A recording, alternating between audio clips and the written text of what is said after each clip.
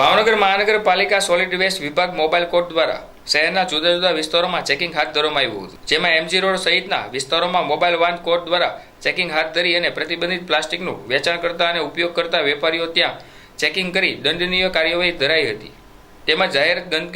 તેમજ જાહેરમાં ગંદકી ફેલાવતા અને ડસ્ટબિન રાખતા વેપારીઓ સામે પણ દંડની કાર્યવાહી કરાઈ હતી.